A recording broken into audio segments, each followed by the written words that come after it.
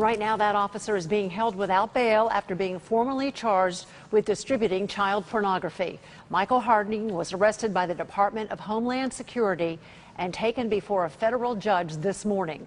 News Channel 5's Christina Noche was inside the courtroom, and she joins us now from Fort Pierce with more on the disturbing images investigators say they found.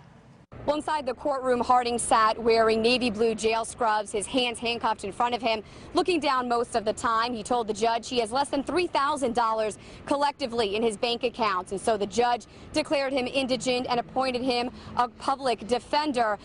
This morning, Harding, for the first time, was formally charged with one count of sending and receiving child pornography. That has a minimum sentence of 5 years, a maximum of 20, and a second charge of possession of child pornography, also a maximum sentence of 20 years in prison. Now take a look at this picture. The picture you're looking at right now is a picture of Officer Harding when he was named Officer of the Year back in 2001 when he worked for Fort Pierce. Now, special agents with Homeland Security arrested Harding yesterday. According to the affidavit, Harding used a messenger app called Kik.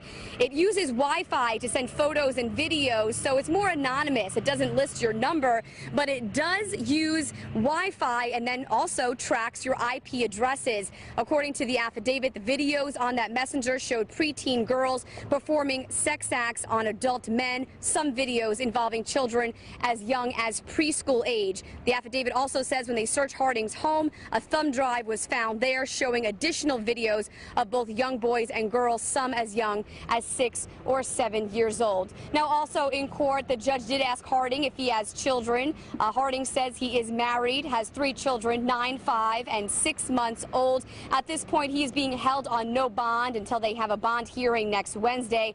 As of right now, grand jury already set for October 1st. Reporting in Fort Pierce, Christina Noche, WPTV News Channel 5.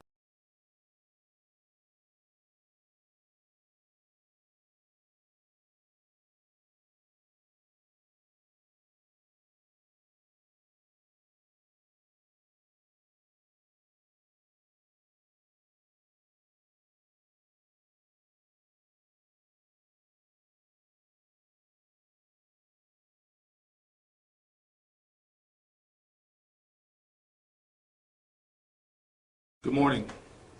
As you know, an officer with the Port St. Lucie Police Department was arrested yesterday by Homeland Security Investigations. I've been asked to refer all questions about the federal investigation to Homeland Security Investigations, the U.S. Attorney's Office, and the documents that were filed with the courts.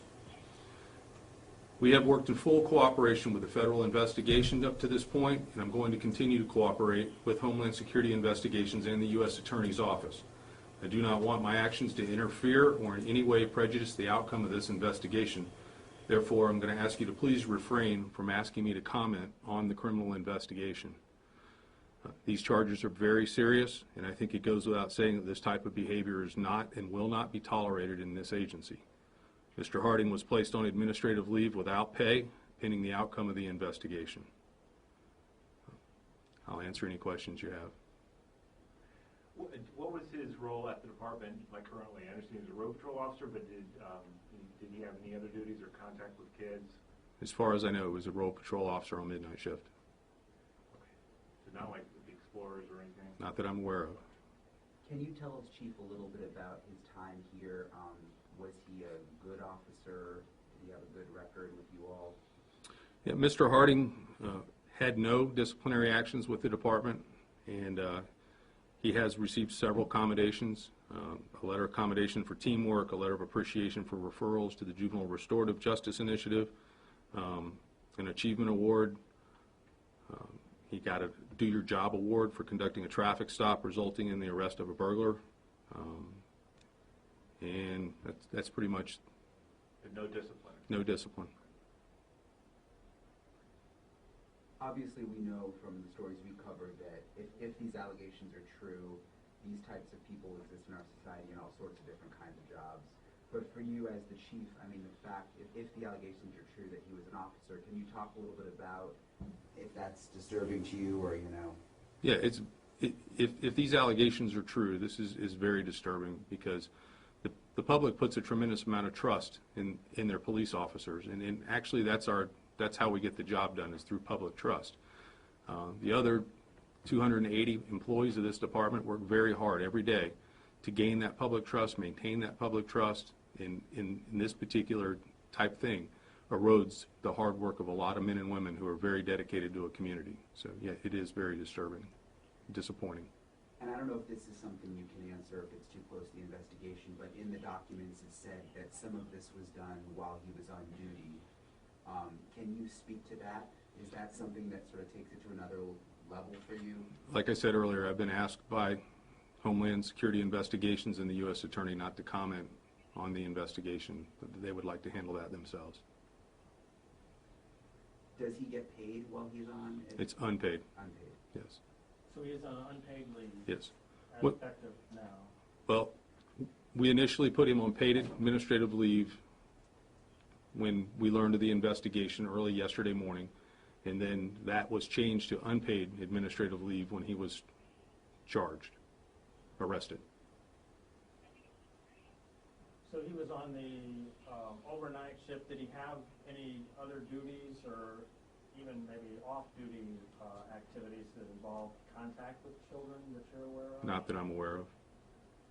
What made him stick out in your mind to, I guess, hire him?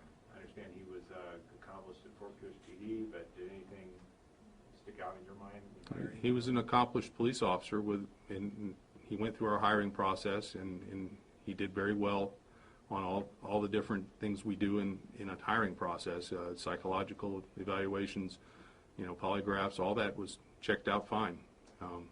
And he was an accomplished officer living in the county.